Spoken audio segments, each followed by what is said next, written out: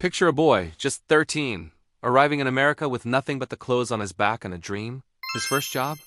A bobbin boy in a cotton mill, earning a mere $1.20 a week. Now, picture that same boy becoming the richest man in the world. This isn't a fairy tale. This is the incredible, true story of Andrew Carnegie. How did a poor Scottish immigrant build an empire of steel and redefine what it means to be wealthy? Let's find out.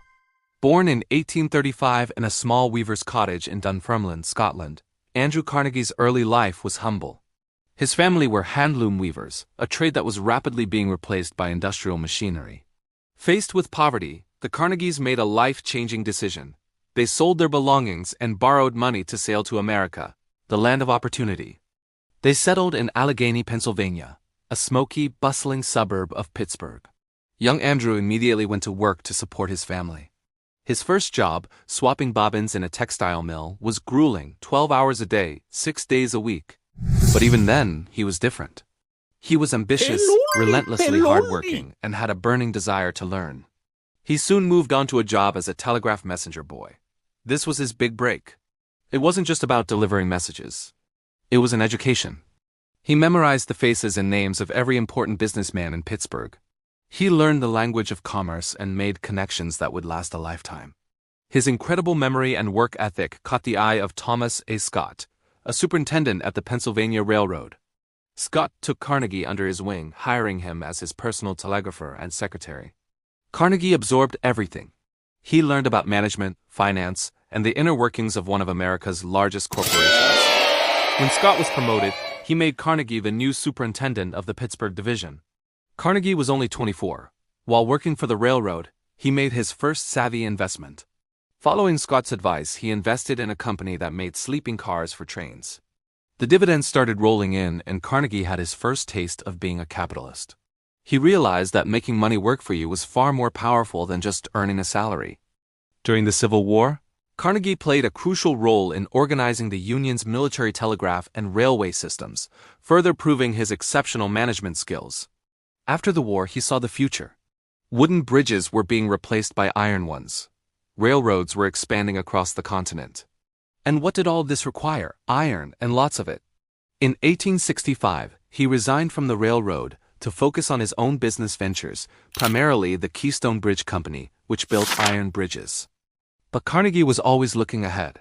He traveled to England and saw the Bessemer process, a revolutionary new technique for mass-producing steel from iron. Steel was lighter, stronger, and more durable than iron. Carnegie knew instantly that this was the future. He rushed back to America and decided to bet everything on steel. He declared, "The day of iron is over. Steel is king." In 1873, in the middle of a national financial panic when others were pulling back, Carnegie pushed forward.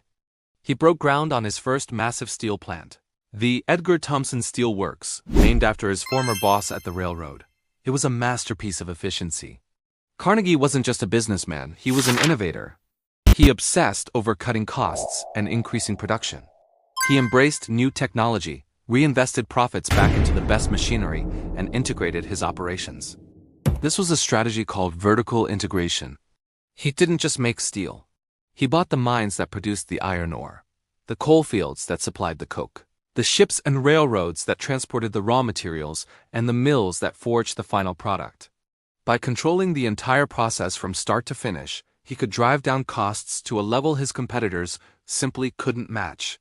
His motto was "Watch the costs, and the profits will take care of themselves." He was a demanding boss, pushing his workers and managers relentlessly.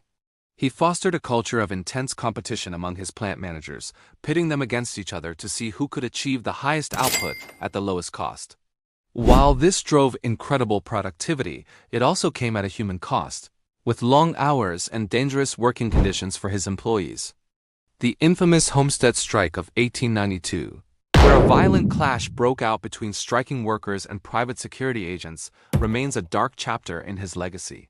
Despite the controversies, the Carnegie Steel Company grew at an astonishing rate. By the turn of the 20th century, it was producing more steel than the entire nation of Great Britain. Carnegie had become a titan of industry, a symbol of the Gilded Age, and an incredibly wealthy man. Then, in 1901, at the age of 65, Andrew Carnegie decided to do something unprecedented. He sold his entire steel empire to the legendary banker J.P. Morgan for $480 million, an astronomical sum at the time. This transaction created the world's first billion-dollar corporation, U.S. Steel, and made Andrew Carnegie the richest man in the world. His personal share was equivalent to over $300 billion in today's money. But here's where the story takes its most remarkable turn. Carnegie didn't want to die rich.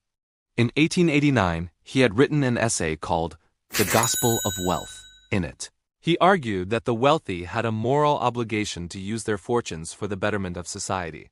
He believed that fortunes accumulated during a lifetime should be given away during that lifetime. He called it a disgrace to die rich, and he meant it. For the final 2 decades of his life, Carnegie embarked on one of the greatest acts of philanthropy in history. He became a full-time giver. He didn't just write checks. He created a systematic approach to giving. His primary passion was education and knowledge. He famously said, "A library outranks any other one thing a community can do to benefit its people. It is a never-failing spring in the desert." He funded the construction of over 2,500 public libraries throughout the English-speaking world, from small towns in America to his native Scotland. But his generosity didn't stop there.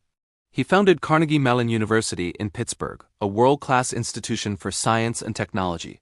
He established the Carnegie Endowment for International Peace to promote understanding between nations. He built the world-renowned concert venue, Carnegie Hall, in New York City. He created foundations to support scientific research and improve teaching. By the time of his death in 1919, Andrew Carnegie had given away over $350 million, which was nearly 90% of his fortune. Andrew Carnegie's life is a story of incredible contrasts, from a penniless immigrant to the king of steel, a ruthless businessman who pushed his workers to their limits, yet a visionary philanthropist who believed wealth came with a profound responsibility. His journey from a weaver's cottage to the pinnacle of wealth and power is a testament to his ambition, intelligence, and relentless drive. But his lasting legacy is not just the steel that built modern America. It's the libraries that open minds, the universities that foster innovation, and the powerful idea that the purpose of great wealth is to serve the greater good. Thanks for watching. If you found this story as fascinating as I do, be sure to like, subscribe, and hit that notification bell for more stories of the people who shaped our world. See you next time.